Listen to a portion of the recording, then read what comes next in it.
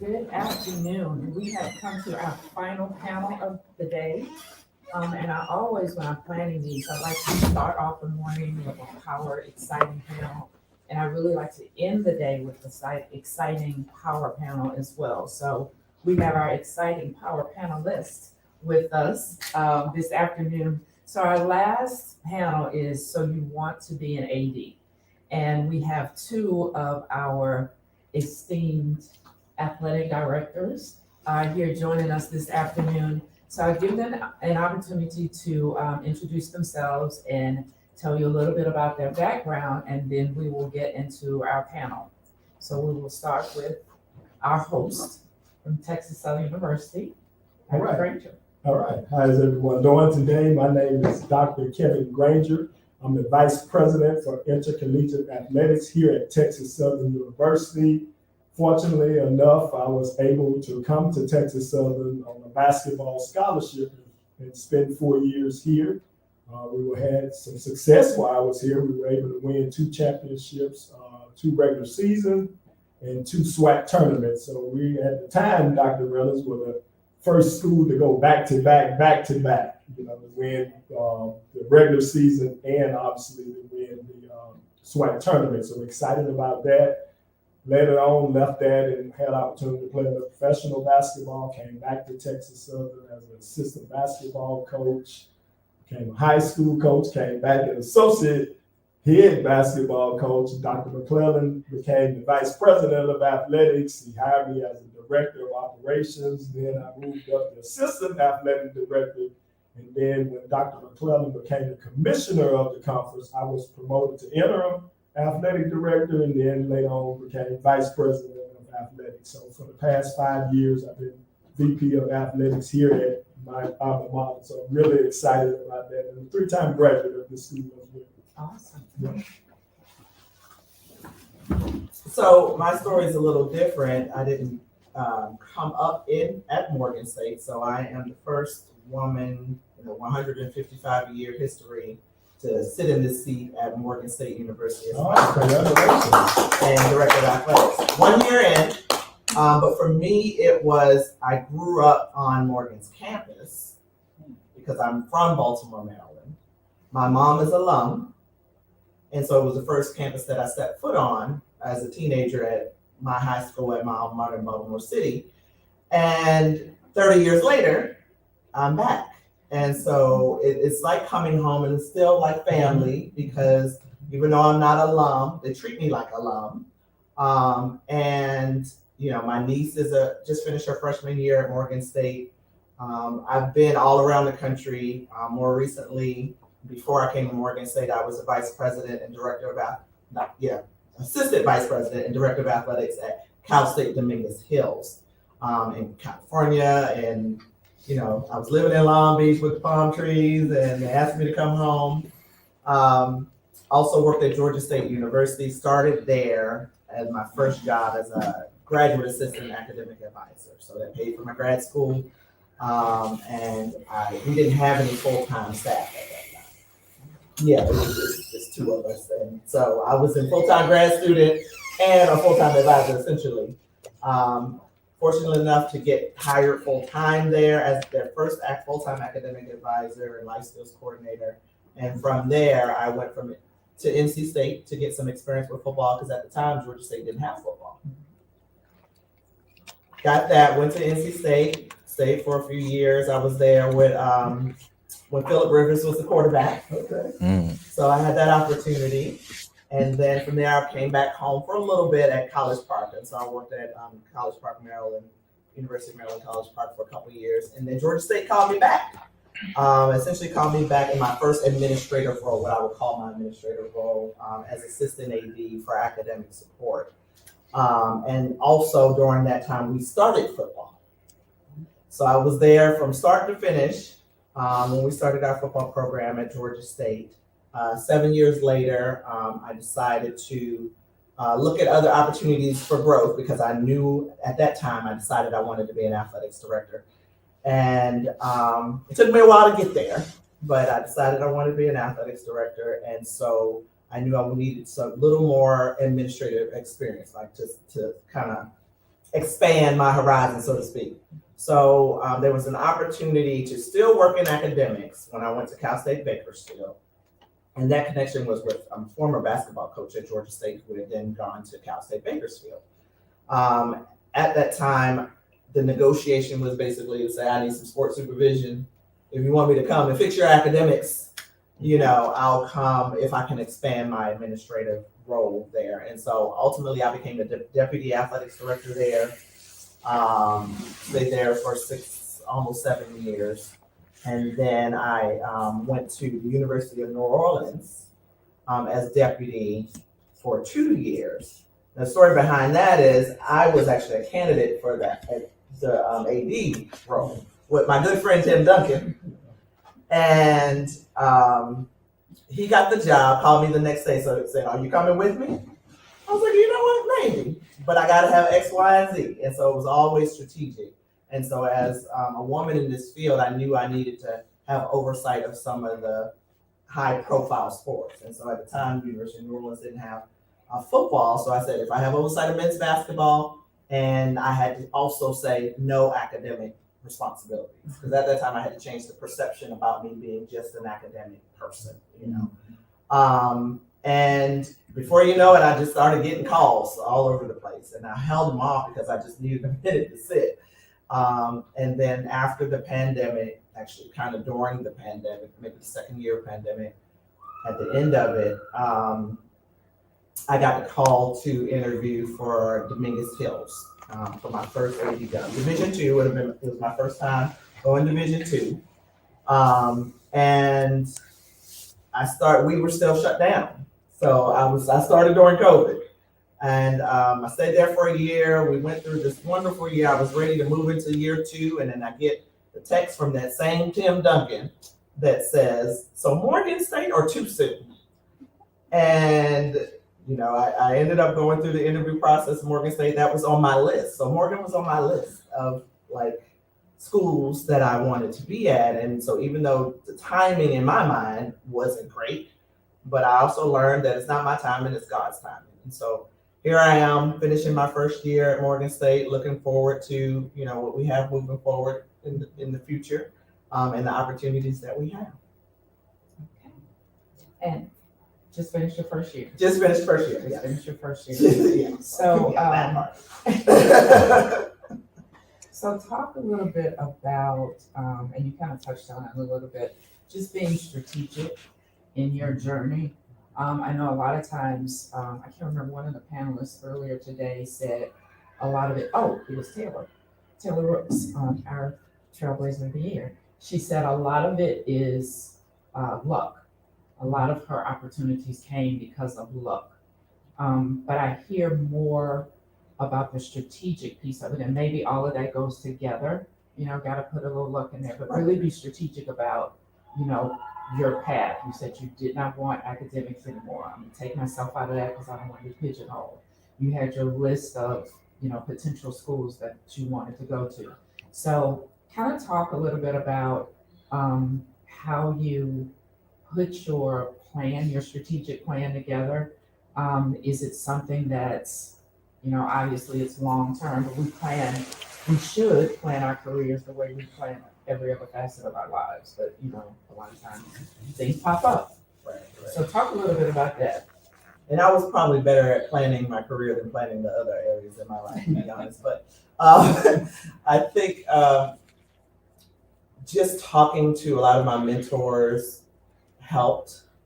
Some of it is luck, like who would have known that Scott was going to leave Morgan at that moment, and that this opportunity would have been available. You know what I mean? So, but I was prepared for it because of the strategy or the strategic plan, so to speak. I'm a planner to a fault. But in talking to folks, you have a perception about you, and you have to be open to other people's perceptions. And so the perception about me was, you're the best academic person in the country, right? And I said, but I'm a deputy athletics director. How can I be the best? I'm a great administrator, but that's what they saw. That's what I was, got awards for and things like that. And so I purposefully had to choose things that were could change the views of people in that space. I had to be strategic about how I use football, because I'm coming back to a football institution with a football team, and I haven't been with a football institution for 10 years. But I had it, and it was strategic for me to go from Georgia State to NC State when Georgia State didn't have a football. And even back then, it was strategic to get football under my belt. So I think a lot of people will say, "Oh, well, you can't do it if you don't have football." Correct. Not to say you can't do it, Right. but that's if they don't see it on that piece of paper, you got to be able to answer those questions. Even the fundraising piece. I came up in academics, so I had to be strategic about getting some fundraising experience under my belt. And I think you have to have a plan, so to speak, but your plan can take you different ways. You still got to be flexible. Because initially I didn't want to leave Bakersfield for another deputy athletics director position. But you got to be flexible in that plan. But you also, when you're at the stage early on in your career, you got to worry about being an expert in your area first. Right. Because that's when you have the credibility that we talked about and things like that. You got to have the credibility. And so I was known as an expert in my area. So then maybe somebody will give me a chance in another area. Was the alma mater part of your strategic plan? Not in the beginning, not at all. I go to the fact that it takes a lot of luck to become a VP of athletics. I'm just going to be totally honest. You can have the best skill set in America and don't know when you're sitting in front of the president or the committee if your style, if your mantra of what you're trying to push coincides to them. Because a lot of times they're the ones making decisions on who's going to get hired. And you can be the best. I've been places where people have way more skill than someone that end up getting the job. And you'd be like, wow, this person was double qualified than this person. So why did they choose that person? So it goes into luck, feel, fit. Fit, that word that we don't like. Yes, and the fit at the time. You also do have to be strategic. Now, I don't want to downplay that. I remember a gentleman, he's sitting in the room. He and I used to strategize all the time, Dr. Gavelle. Before I even walked in and was able to get in this seat, we always strategized for me to be on that trajectory to become a vice president of athletics. Dr. McClellan started putting me in position. He allowed me to go to the meetings with the cabinet, with the president's cabinet, go represent Texas Southern at the conference office. So I got a chance to understand the processes and the procedures. I always dealt with the alumni and things of that nature, but if you're not sitting in the room with the decision makers, then how you really know what goes on? So I was luckily put into positions where I had an opportunity to understand how the process worked and bring that knowledge piece with me. So as a result, you talked about now about, hey, I was only academics. Well, the first thing when I took over the job, I gave all of my assistant ADs oversights over sport. Because I'm all about advancement. Just like I came up the rank, I want my staff to come up the rank. So each and every one of my assistant athletic directors oversee a sport. Because I told them, you can't be an athletic director if you're not overseeing a sport. Because that's the first thing they're going to ask for. Did you oversee any sport? You don't know about budget. You don't know about the responsibility. You're not answering the questions. You're not dealing with the parents and you just sitting in the academic house, or you just sitting in the compliance house, or you just sitting in the operation house. Thankfully for me too, and I don't want to downplay this, I understood every single facet about Texas Southern University Athletic Department. I was the one that was booking the janitors, the custodians. I was the one that was booking the police under Dr. McClellan. I was the one that booking the ticket takers. Every single facet of athletics, I understood it before I got promoted. And so it blessed me so I could eventually, because I could move the program forward because I understood every single thing. So I knew exactly what we needed to be doing to be successful and continue to push the needle forward. So you have to have experience. You do have to have strategies because you have to have, things that allow you to get in front of the group. Because if you can't never get in front of the group, you can't never get the job. So you have to have strategies planned. But I will say it takes a lot of luck and blessings from the Lord. And then people on your side, as I said, Dr. Lavelle was tremendous in helping me prepare and then get that opportunity. He was a voice in the room. See, you gotta have some people that's a voice in the room for you. Yeah, you gotta have some people that be a voice in the room to help you, support you, and then when you get that opportunity, that's in the room. You don't even know it. You don't even know they're speaking up for you. But you have to have people like that, and once all of that comes together, when the ball is in your court, now you got to be able to run with it. Absolutely. You have to be able to deliver with the ball because it could be taken away from you in the blink of an eye. And so we're fortunate in that regard. But I inspire everybody, don't be afraid to take those minimum jobs. Because a lot of people think when they want to be an athletic director, oh, I need to do this. I want to go to be an assistant athletic director. I want to be one of the tops on the department and all of this. No, you better start from the ground. 5 minutes. Be okay with getting that ground level position and working your way up because there's no substitute for experience. And so I challenge everybody to do that, and then you'll work your way up. You talked about having a voice in the room. Mm-hmm. And I've had this conversation several times. We talk about our supporters, our cheerleaders, the people that speak about us when we're not there. Mm-hmm. And as you said, sometimes we don't even know they're having the conversations. Mm-hmm. How do you go about developing those relationships? Because a lot of times people will say, well, I want you to be my mentor. Sure. Okay, but that's a two-way street. Correct. You know, you need to understand what your role is as a mentee, and then what is it that you truly want me to help you with as a mentor? Mm-hmm. Because being a mentor may not be the same thing as that voice in the room. Mm-hmm. So how do you develop those types of relationships first to help you stretch and grow, and then to have that voice in the room when you're not there? Well, I think for me personally, it's all about character for me. For me, I identify myself with people who are on the same trajectory or have the same thought patterns as I do. Not so much as, because you don't know, for example, when I'm developing a relationship, I really don't know you're going to be the person in the room that I need you to be. You don't know that at that time. So you're trying to be authentic. You want to surround yourself with quality individuals that are trying to do positive things just as yourself. And also some people with some experience and knowledge of how to do things. Because with athletics and academics now go hand in hand.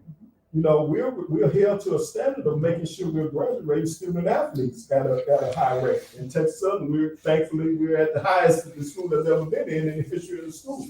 So I make sure I surround myself with people that also understand that element too, that can help push the narrative and things of that forward. So when you combine all of that together, I don't want somebody who I just think is I'm using them just to push my narrative. So you gotta be careful with that.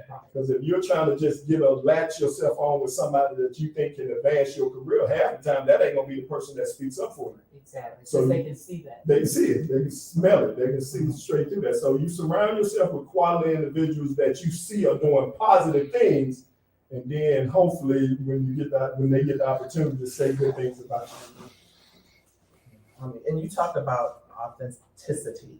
I think authentic relationships are the most important thing because, you know, it's not about, okay, can you be my mentor? They will become your mentor if that relationship It's organic. Goes that way, right? They will automatically become your mentor anyway, if that's, you know, because I just put myself into spaces. My thing was, I put myself into space, whatever energy or which way I go or whatever, and connect with, and you just have those authentic relationships. Now, what I will say, I had to be a little bit more strategic as I got further along in my career. For example, I participated in one of the NCAA's leadership development programs, and I put plug in every day, all day for their development programs, especially for people of color. As far as their, this was the mentorship thing. So I did the pathway. And I chose mentors. They were like, they let you choose your mentor, essentially. That was through the program. And I chose a Power 5 AD and a HBCU president. Now, I was kind of picky about my Power 5 AD, and they were like, because I wanted, hopefully you don't see this, but I wanted somebody younger in my mind, right? I thought somebody more, and they were like, no, you need Joe Castiglione. And I was like, I don't know if he's going to understand me. I'm from Baltimore. Like, I don't know. And they were like, all the things that you said you wanted from a mentor, he fits those categories, right? So he's an older white man, like for me coming from Baltimore City, even though I've worked at PWIs for most of my career. And when I connected with him, he didn't help me get Morgan, but he has been a champion of mine ever since, we met and we talked. And he's put my name out there for other stuff and things like that. But definitely my relationship with President, which is your current president at Norfolk State, Dr. J, has definitely been instrumental, an instrumental mentor for me and a champion for me. And this just anybody that I've worked for. And so you got to keep that in mind too. When you're working for someone, you need to develop that relationship. They need to say positive things about you when you're gone. My current president, President Wilson, said the best thing about a person, if they're going to have a great trajectory during their time at your institution, is how they leave another institution and how they enter yours. And so people are watching, and they automatically become like your mentor. So there's a difference between a mentor and a champion, right? So they become your champions because they're from afar. They're not the person you're going to call and get advice from and things like that, but they're going to speak highly of you when they have the opportunity to do so. And just all the different, of the programs that we have, such as MOA, like MOA was big for me, and Stan's here. And Stan, I would consider a mentor, even though I didn't go up to Stan and say, can you be my mentor, Stan? Exactly. But I used to crash their board meetings, and I wasn't even on the board. I just crashed. And then they eventually let me on the board. But Is that what I need to do to get back to the board? Just crash the meeting. I just crashed the meeting. I had a colleague, a friend that was on the board, and they were like, I'll just come. I was like, can I come to the board meeting? And Stan had to make an announcement. Just so you know, it's open to all members. You just can't say nothing. But they put me to work right away. I was like, if you can't speak, then you can't put me to work. But I met a lot of people in those settings that ultimately became my mentors. And so you just gotta, and once you meet one, you'll meet the rest. You don't have to go around the room and say, I need to be this person, I need to be this person, I gotta get my business card here. Just have one authentic conversation. And it will lead to many, many connections. So let's switch a little bit and kind of talk about the day-to-day responsibilities. And you, I don't think you have enough time. You have enough time to talk about the day-to-day responsibilities. I'm gonna pinpoint one thing, Okay. because you actually brought this up, how you balance academics and athletics. It's such, has been and continues to be a hot topic in athletics. APR is always a topic of conversation, especially for HBCUs. It's like we have this big spotlight on us when it comes to academics. So talk about how you balance the two, if there are certain initiatives that you use, and you just said that you're at the peak, at your peak right now. If you could talk a little bit about how you got there. Well, a lot of luck, a lot of praying, and things of that nature. Obviously, when Dr. McClellan was here, when APR first hit HBCUs, Texas Southern was one of the worst schools in the country. I will say that. Dr. McClellan, and I was on the staff at the time, developed a strategic plan where we hired probably the best person in the field, Mr. Maletta from the NCAA. And so that allowed us then to put ourselves on the trajectory with his leadership and him knowing all the rules and things, regulations that come along with it. And from then on, we have never had a problem. And we've only been accelerating. And I give our administration here on the campus, I give our student athlete coaches and our academic department a lot of credit. Every time I meet a family, first thing I say is we're gonna make sure your baby graduates. That's our single most important issue, our single most important topic. It ain't winning championship, although most people want to say that winning championships. If anybody know us, we celebrate more when our students graduate. And obviously we do. In testimony to that, this past year, it's the first time we have done some research, and I got Dr. Cavell looking at it even further. We had the salutatorian and the valedictorian of student athletes. Student athletes, the salutatorian and the valedictorian who participated in graduation are student athletes, one of them on the softball team, and then the golf. Unbelievable, never heard of it. We're still trying to do research and see if any other school out here in the country have ever had that. We did, well, You did? our previous institution at Hampton. Y'all had the salutatorian back? Okay, well, we too, and there's HBCU. All HBCU. See what I'm saying? So that goes to show people, and hopefully everybody out there listening, the value that HBCUs put on the education and training force. Because what I tell people, you come here, and I use my own self as a story. I was fortunate. I got an opportunity to play professional sports for some years. Most of us that come to HBCU, we're not going to get that opportunity. Correct. But not. I mean, we have to be real with these student athletes.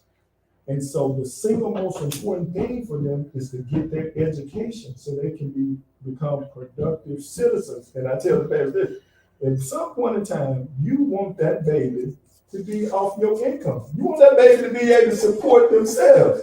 And you can't do that if you don't get an education in today's society. And so we keep our eye on the prize of knowing the single most important thing is about education. Now, we love to win championships. Everybody gonna get hurrah and go, and I'm the biggest one. You see me out there flipping more than anybody when we win a championship. But we keep our eye on the prize and the single most important thing. And we've been blessed to put a group together that gets along well, gels well, and everybody works well together and keep pushing the narrative along. And it's about everything. We'll pull a student athlete off the field if they're not doing their work. If they're not meeting their tutorial hours and things of that nature based upon their GPA, we got an extravagant system that they say we have. You know, so we have all these metrics in place that you must meet, and it dictates how much time you be in the study hall, when you got to be in the study hall, things of that nature. And if you have to pull, we survive. And the coaches buy into it. If we have to pull the starting point guard off the court because he is not doing what he's supposed to do, and we're 3-time champions, you know, for the SWAC. You know, we've just turned it 3 years in a row, so we don't want to pull our starting point guard off, because that's not going to be well for us. But we'll do it if it's jeopardizing the education. You're setting an example for everybody else. Oh, yes, we believe in that. It's like, okay, if they'll pull him, Correct. I know they're gonna pull me. Correct. So let me go to class. Correct. Study hall. Correct. Go get in my books. And our coaches and our student athletes have bought into the system. They understand it, they know it, and the coaches support it. So if they got to pull them out of practice, they'll pull them. So that's how it works for us, and it's been successful. Yeah, I look at it the same way I looked at it when I was in academic support, right? In order to motivate these young adults, you can't minimize their reason for being here, being a part of the team, or being on a sport, or, you know, and their dreams. You know, can't crush the dreams, but looking at it from 2 lenses, right? So basically being a student athlete for the rest of your life, you know, focusing on the academics and the athletics simultaneously, and being great at both. Right. Right? Because you have to. Because even if they go and play professionally, you know, there's either their body's going to tell them it's time to stop, somebody else is going to tell them it's time to stop, and they're still going to have years in their life, you know, to go. I've had student athletes to go play professionally, come back 10 years later, and then either want to coach or want to do something else, but that transition is hard because they were playing the entire time and not operating as if they're a student athlete, so to speak. Meaning, you know, are you working on your business plan for when you finish? Are you working on, you know, if you want to coach, are you working on getting connected with some of these college coaches? So by the time you finish, then you have that opportunity. And so follow your strategies. They work. And I've been doing this since I do it for myself since I was in high school. And so And I grew up in the Baltimore City public schools. And so I was class president, you know, basketball player, softball player, volleyball player, Academy of Finance, like it's all in one. And so basically looking at the whole person, but you got to put the support system in place for them. Mhm. You know, our jobs as athletics directors is to put those things to help them get there because they're gonna need a little bit of help. I needed a little bit of help. So it's making sure we've got the academic advisors, the compliance folks, everybody, all financial aid, all of it equals their success in college. Because if they're struggling financially, can't pay the bills, then they're not gonna focus on their academics, then they're not gonna focus on their sport. Mhm. And so it's all tied together. Mhm. And so for me, and for Morgan, it's the whole person. Now, my president wants to have a Rhodes Scholar. So we have that goal as well. And so we definitely place a high value on the academic side of the house at Morgan State. And for me coming up through those ranks, where it's always been the student athlete first, it's not hard to do. Yeah, I think people are starting to understand that a little bit more, that we do actually, yes, we want the champ, yes, we want the rings, we love hanging the banners. Yeah, because, I mean, it's sports, we're competitive, we want that, but also being competitive in the classroom too. You know, and making sure that when they leave, they're prepared. That's part of our charge. So we started talking a little bit about the resources, giving them the resources to be successful. And how do you engage with your stakeholders, whether that's on campus or, you know, outside, your donors, your sponsors, to get them to understand the resources that you need to give the student athletes for them to be successful, not just in competition, but, you know, holistically across the board. Yeah, and sometimes we don't want to let people know we need help or we need the finances. You know, we're a little prideful sometimes, but just as a, you know, culture and things like that, even with the We grants. are not a low resources. Right. You will not say that we are not low. say that. But I think you spoke about it, you said campus as a stakeholder, right? Campus is your biggest stakeholder, right? That's where you get your largest amount of money from. And so if you don't foster those relationships, it's all about relationships. And so that's where you start. You start with that. For me, that was part of what I needed to do when I first got the job. Now, I had to hire 3 head coaches in the process, first few months, but one being my football coach. I'm just saying. But during that, but you find those moments during those processes too to engage. So when I'm hiring my football coach, I engage with the community, I engage with the football team, I engage with, you know, to include them, even though they weren't making a decision, you know, include them in the process.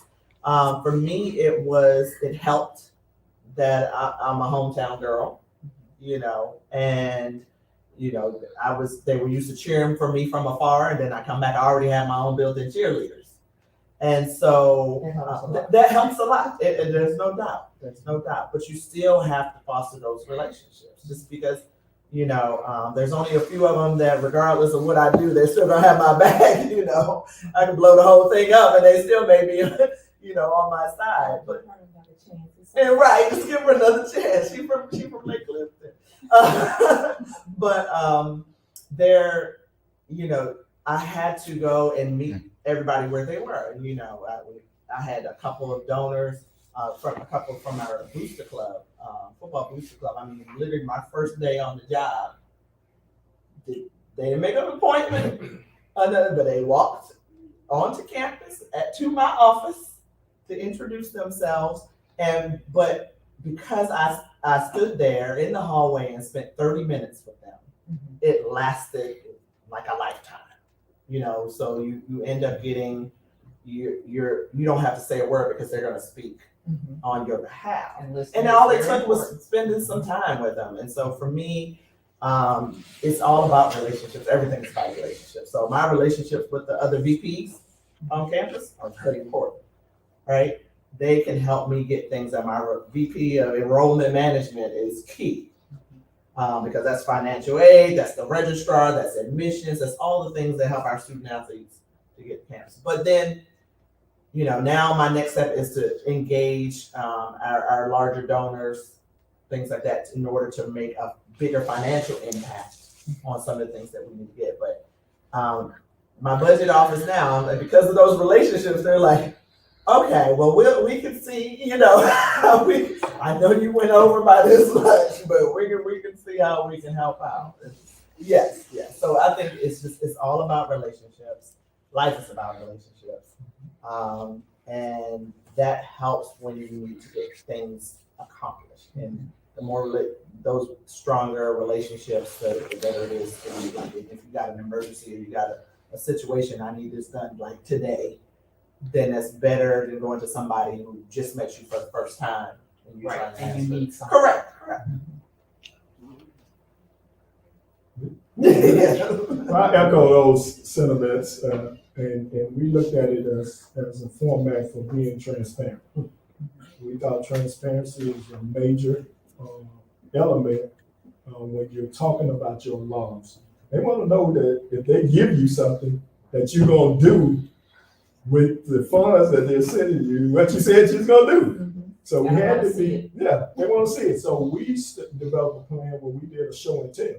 When we were asking you to send us things or give us gifts towards this project, we gave them updates and showed them the progression of those projects that we were actually doing. And so once you establish that you're transparent and they trust you, now you can expand. And obviously it goes to relationships. If you don't have relationships, you can't go and get funds or get people to get behind anything you're doing. Not just here as an athletic department. I don't care what job you're on. If you don't have relationships, you cannot move your agenda forward. So thankfully, by me being a product of Texas Southern University and things of that nature, and obviously knowing, being connected to, some of the individuals that I'm connected to, it allows us to get into some rooms that we normally wouldn't get in. And, by just this year alone, we formed a partnership with the Texans, where the Texans gave us a $1.4 million football field to put out there on our football field. They also gave us $130,000 to redo our football locker rooms. And so we were able to do that. We signed a $1 million partnership with the Astros, where we're getting ready to build our own baseball and softball stadium. So we were able to get that done. We redid our coach deal, a 75% increase for the athletic department and things like that. We signed $1 million deal with Ping. Our golf team is on our men's side, they're back-to-back. On our women's side, they're back-to-back champions. Our men won it the year before. So we signed $1 million deal with Ping Golf. So as you can see, I'm just throwing out, some of the things we're trying to do to move the university forward. And we also developed a campaign with our alums. We sent it out. We were strategic about what we were doing. We set out a plan and asked the alum to give us $20 a month for each alum. Direct deposit, $20 a month. Everybody can kind of afford $20 a month, so it's $240 a year. So most people look at it, well, that ain't a lot. Well, it is a lot if you get a lot of alums doing it. And so you have to start somewhere and just keep it going, and so you can build up your program. Right now, if you walk around Texas Southern, in there now we're installing a $1.4 million new school in this gymnasium. That's getting ready to get started. Next month we'll own a $3.2 million strength and conditioning facility. It's already right by the field house. It'll be ready to open up next month. So we're able to move and do a lot of things and move the program forward because we are transparent in what we do.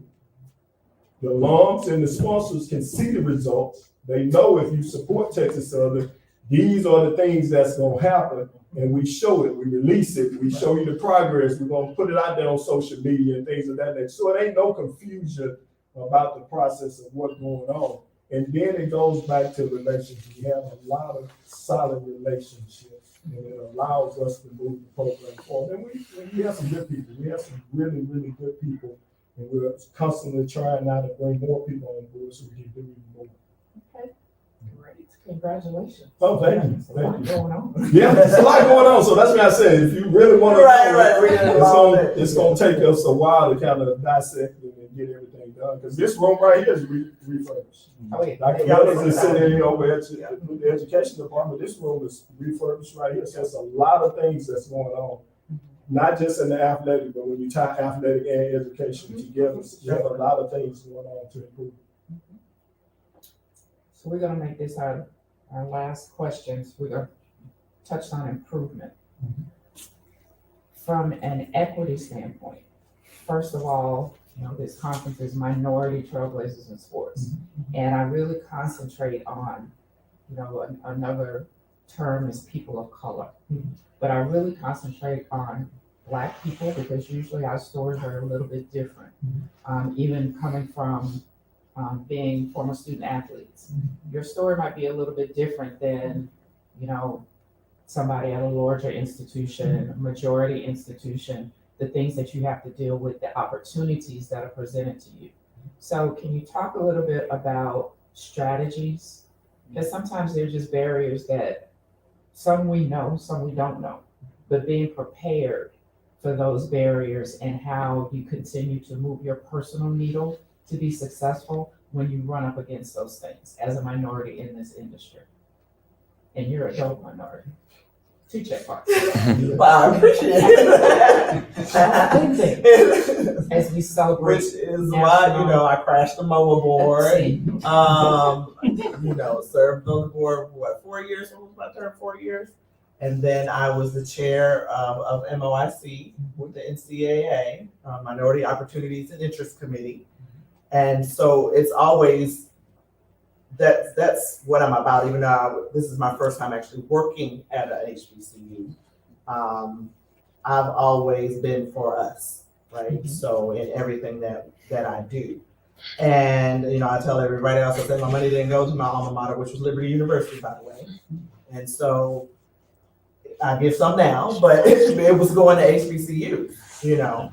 And for me currently with my staff, especially being a woman in this field, I had my first conversation, I remember I had my first conversation with our women's volleyball coach. So she was hired during the transition of leadership changes, so in between. So she was hired right before I was hired. And I was the one who authorized the release of her, you know, to talk about that she was hired, you know. And so, but she was the only woman head coach on our staff at the time. And so, and brand spanking new. And so even though I was still in California, hadn't transitioned jobs yet, I asked to speak with her so that I could talk to her and assure her that I'm going to support her in any way possible.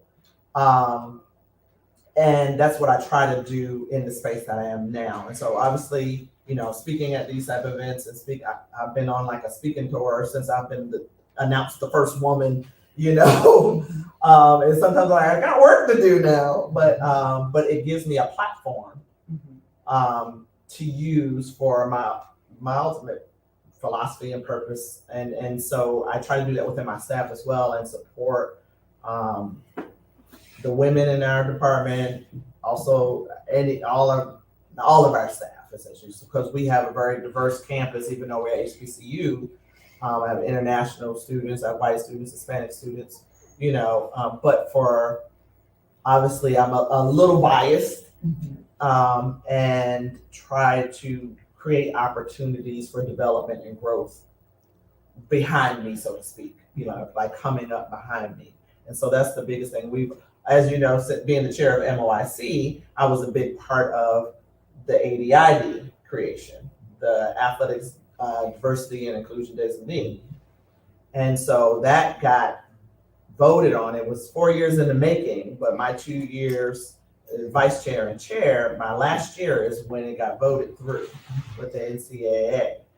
And we have a person that serves in that role on our campus. And also part of their job is to make sure that we have that our hiring practices are where they need to be too, right? As far as diversity and inclusion are, that the committee is diverse and that we are considering that in everything we do. So for me, which is why I'm here today, I love being a part of those type of things nationally, but also, and my president is as well. And so that's just my own personal journey, but I try to incorporate it into my job and everything I do. Great job as well. I mean, being the first female in the position, just congratulations, kudos to that.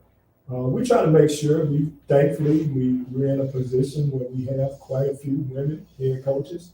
In a recent report, we received an A grade for having, female coaches to lead female sports on our campus. So thankfully, that was set up by Dr. McClellan, obviously, and then I continued that tradition and obviously made some hires for some women in positions that we had a male for a softball, so that pushed us over. We were a B, and then that pushed us over making that change, and it pushed us over to receiving an A grade. So we're extremely excited about that and proud of that. I mean, we are promoting our women to coach our women's sport and not having it male dominant, in our department. We are a diverse department.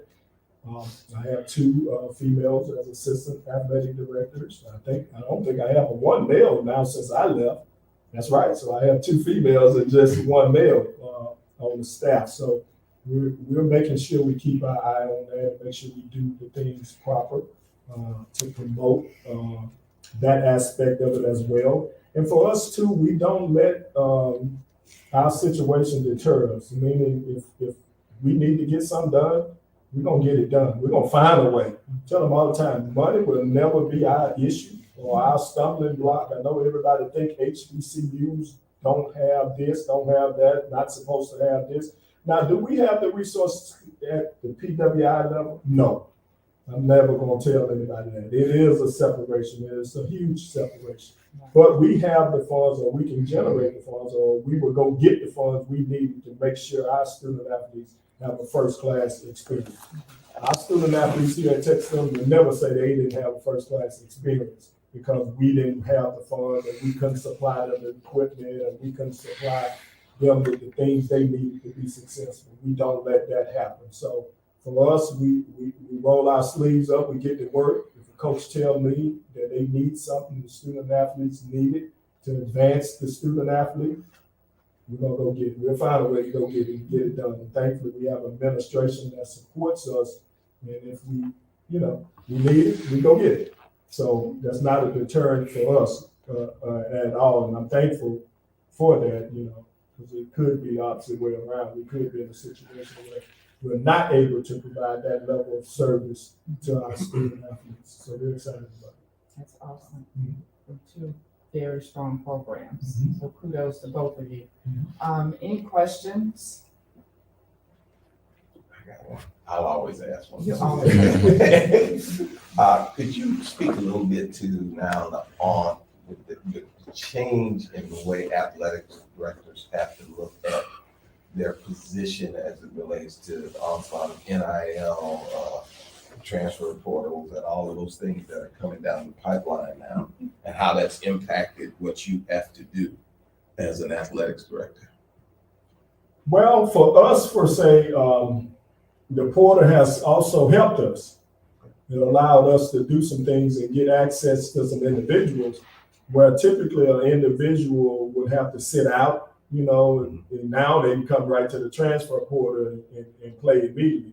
And so for us, it helps us. It helped us out a lot, especially on our basketball side. We saw the biggest return on our basketball because Coach Jones and his staff do an outstanding job of monitoring it and his connection. He used to be the head coach of a PWI and things of that nature. So his connection allow us to get some individuals, for example, that maybe not be playing as much at a PWI, and then we can come down and bring them down here to our level, which most people don't understand. If you look at our schedule, we play a lot of the PWI. So it ain't like you just drop it down and you're not going to play them. If you follow Texas Southern basketball, our preseason, we probably play more PWI. We have one of the toughest ranked schedules out. I think what we were fifth on strength of schedule or something like that in the preseason last year or something like that. So we go at people, and it gives us an opportunity to attract those people in the transfer portal. Now, obviously, the transfer portal can hurt you too. You can have some stars on your team, and then they can pluck away and pull away, and those people can hit the portal as well.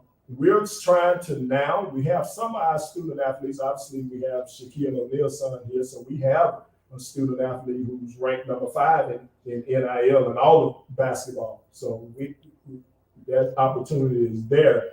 We're not as big in NILs as, obviously PWIs, and that's one of the things we're trying to explore now and bring that opportunity more for our student athletes. Obviously, the athletic department as a whole can't be involved in it and things of that nature, but we're trying to, make sure that our student athletes get more opportunities so they can make a stronger case and make HBCUs, that don't be a sticking block to stop them from coming to HBCUs, So that's what we're trying to expand on. We don't want that to be another caveat where you're not want to attend an HBCU. It used to be facilities where we're trying to upgrade the facilities and tackle that. And so now it seems like every time HBCUs try to figure out, and meet one of the issues, here comes another one. And I think it'll consistently be like that. I don't know if you're familiar with the new rules that came out about how you have to maintain funds for student athletes now 10 years after they graduate and things of that nature. So it's a lot of new, legislation that's coming out that HBCUs going to have to prepare for. So every time we get one we're working on, it's 3 or 4 more that's coming down the pipeline that we already trying to catch up to. So it's a never, it's an evolving door, if you want to say. Yeah, there's definitely, you got to stay abreast, you got to stay relevant. I think the transfer portal, in my eyes right now, is just another tool. And I try to talk to my coaches about that. You can use it or not use it, and you use it how you want to use it. But there are rules that come with that right now, meaning if you take somebody from the portal, then you're stuck with them essentially the entire. You got to pay for them until they're done. You can't just get rid of them because they're not performing or whatever. And so there is a extra layer that they have to go through before they sign somebody from the portal. Meaning you got to explain to me why you want this kid and that you're putting your name on. And it's not to tell them who they got to recruit, who we can't. I'm not going to tell them no, that you can't bring this person in, but I'm going to make you think about it before you make a decision, right? And so for me, it's just another tool. I have some coaches that use it more than others. I think it benefits probably basketball more than any other sport. Football, some, but not as much. For NIL, I believe in the opportunity for our young people to make money on their name, image, and likeness. And if I try to get an NIL for myself. I don't know if that's working out too well, but don't feel bad. I haven't been on for one either. But I you're right. I went Calvin Klein a lot. I mean, I can probably get that. But I believe more in the educational piece of it. And I look at it from an opportunity to educate our student athletes on branding and branding yourselves, branding for the future, because it's not just in sports, it's wherever field they go into. They need to know those things. And so for me, we focus more on the educational piece on campus, but we educate them also on what's out there for you. To get these opportunities for you. It's not going away. It's not, genie's out of the bottle. And so we got to move with it and navigate it and figure out the best way to utilize them for our student athletes. If they have that opportunity, then give them the opportunity. Yes, it does create some challenges in recruiting, but where are we going to get those kids anyway? So for me, the ones that are getting the biggest paydays, are probably the ones that were going to get them another way anyway. So I don't think that there's a whole lot of change, except for the fact that the ones that aren't, they can actually benefit from when other people are using their name. Question here. It's an exciting time, to say the least. Dr. Perdue. Oh, Yeah, I have a question. With both the MEAC and the SWAC on the clock, there have been a lot of conversation about, especially in the MEAC, about movement of teams and joining other conferences. And it seemed like across the global scope, there's a lot of interest this day and time with Power Five, they're switching from one Power Five to another Power Five. So how do you guys feel about the SWAC and the MEAC being either being like Kenny Rogers, holding on to your cards, or looking at some other options? You got to know when to hold them.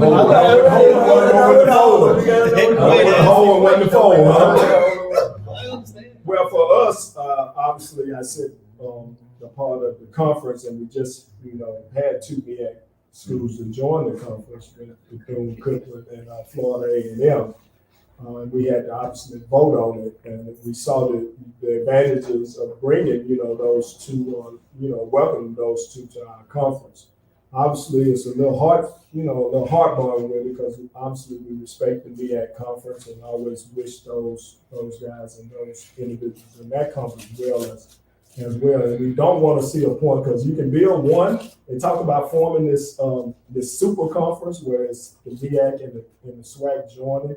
But then obviously if you do that, then that takes away, that shuts down the MEAC. So it's a lot of reserve that why, how can you destroy one HBCU conference just to build up another one? So it's a little back and forth on it. For me, I let the people, obviously if it was my vote, if I had a vote, I would love to see the MEAC continue and be a strong conference, as opposed to, destroying the MEAC and taking a couple teams or couple football teams. I know they don't have as many football programs over there any longer, but I would like to see them grow and get back, and so we can always, when we're playing in the Celebration Bowl or the SWAC MEAC Challenge, we have those events that continue for our alums and for our fan base. I think it's tremendous for our HBCU experience. Well, when I got hired, that was a big conversation. And, especially with the MEAC and not knowing how it was going to leave and things like, the conversation, that was the conversation in the news at the time when I was going through my interview process. Yep. And so my philosophy is, my job is to make sure Morgan is prepared for all options, right? But first option is the MEAC. That's the first option. And our job is to help make MEAC the strongest it can be. But if something else happens, and because it's not just going to be the MEAC and the SWAC. Once everything all shakes out from the transformation committee and these different rules, it's not just going to be at the HBCUs that are going to be scrambling and looking for a place and figuring out whether they FCS, FBS, whether, there's going to be a lot going on there. For me, we got a 1 in 6 chance to go into the Celebration Bowl. So I'm not upset with that, right? And so we your odds are a lot better. It's a little better. You had 1 in 6 just to come out the So I don't have a problem. My last question then. What do you think would be a rational reason for the SWAC and the MEAC to look at some smaller schools to bring into your conference that might be a PWI or a small HBCU that the SWAC and the MEAC can enhance those schools? I think we right here with some Southland schools they're jumping and they're coming back. We right here with some smaller schools in this area. You're in the area where there are some smaller schools, and then you got some PWI schools that's right there by you that could possibly come in and be a sister school. So what do you think about the SWAC administration? Think about recruiting, marketing to get some other schools to come join the SWAC. The reason I say that, Dr. Granger, is because I do know that Texas Southern has a beautiful pathway.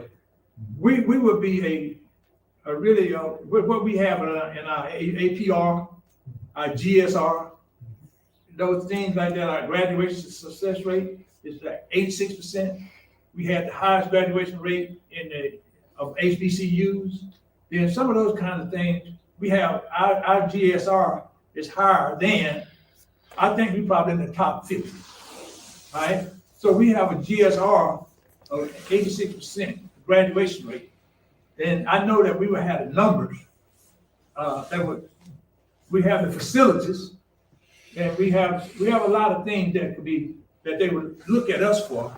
But what can we do to help Houston, Tillerson, Langston, some other, small, maybe like HBCU, Houston Christian, where they won't have to do the traveling, and they can come right in and join us.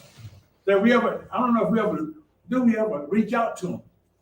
Well, to be candid, we've been approached, obviously, about people about joining them and things of that nature, But when you dig down in it, they're not in a better situation than we are. Yeah, but that's what I'm saying. Why shouldn't they come to us as opposed to us trying to go to them? Right. Well, I think it's different facets that obviously you're speaking of. It's how many PWIs. So you're basically talking about a PWI. You're talking about other Southland schools. You're talking about PWI. Yeah.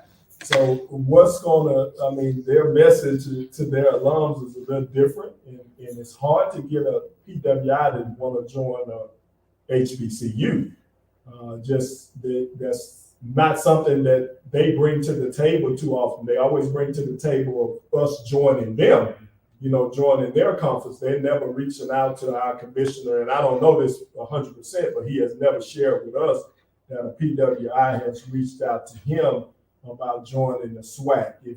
But I can say that we've had people to reach out to us about joining them to go to their conference. And the next part you asked about reaching out to some of the smaller HBCUs. One thing you always want to do when you add a person or a university or anybody to your umbrella, you want to make sure they can help push it forward. You want to make it stronger. You don't want to have to kind of start going backwards. If you want to say, I don't want to say those schools will make us go backwards, but if they're smaller, they're things of that nature, they don't have the resources to be at this, maybe not be at this level to be able to sustain it. And then now when you're talking about playing football, you're talking about playing basketball, you're talking about all these things, how do they help you push your conference forward if they're already, I'm talking about up and coming and trying to get there? So we have to take a look at all of those parameters when you're talking about adding to the conference, and you're talking about trying to get people to join the conference as well. That's a thought. Yeah, I agree. No, it's a lot of thought that's been going into those two things that you mentioned. It seemed like you wanted to follow up on that. No, I'm good. Okay. So, I know y'all have a committee that works on it. So you're gonna let the committee do their work and bring it back to the vote. My question is in a similar vein, but it's for a different situation.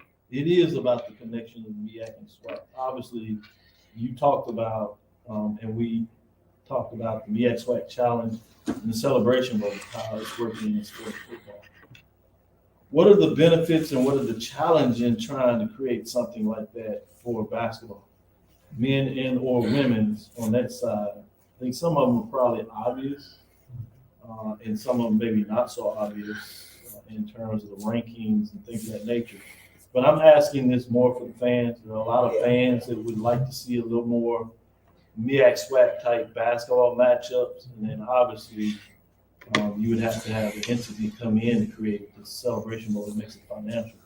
But at least for individual non-conference matchups, this is for both of y'all. Please provide your thoughts in terms of a couple of benefits and maybe some challenges of trying to create more of those matchups.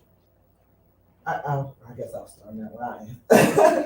From a basketball standpoint, the challenge is the NCAA tournament. For which you're talking about similar, that doesn't mean it can't happen. But the challenge is the NCAA basketball tournament. So, and how that fits, how that, where that leads into, because you don't want to do like the Celebration Bowl where you opt out, right? Too much money. Yeah, it's too much money involved out of that. So I think that's the challenge with that. But I think there's some opportunities, and I think there's some conversations about some opportunities in non-conference play. We still, and our fans are still wanting to see those HBCU matchups. And so even with, schools that are no longer in HBCU conferences that are HBCUs, like in doing some matchups. And there's some, I know there's some talk about some of the other schools still playing MEAC and SWAC schools in certain events. And I think that's great. I mean, I think where there's an opportunity to do that, that we would be open to those opportunities, and I think we are. Yeah, for us, it's always scheduling. When you're making your schedule, you're only allowed to play a certain number of games before you go into conference. I think last year we were fortunate enough to play in the Chris Paul event, and that gave us an opportunity to see Norfolk State, North Carolina A&T, and Hampton. And we're actually going back to that event again. And it gets to a point where when you're doing those exception events, that's an exception, so obviously it allows you to play the 2 games. But it comes down to scheduling. So when you can get your schedule to kind of coincide and reach out and match up, then we try to do that. But obviously, as for Texas Southern, we try to play an aggressive schedule in men's basketball in the preseason. So we're only allowed to play a certain amount of games, and we're trying to get all those games in before we get into conference play. So I think that's the main thing about it. It's just a scheduling philosophy, and then we'll have to come to the table and see about kind of doing those things. If you notice, the SWAC was able to enter into a Pac-12 agreement where we had Pac-12 schools coming to HBCU campuses this past season. And then now some of those HBCUs would go to the Pac-12 schools. And fortunately enough, a lot of the HBCUs actually won the game.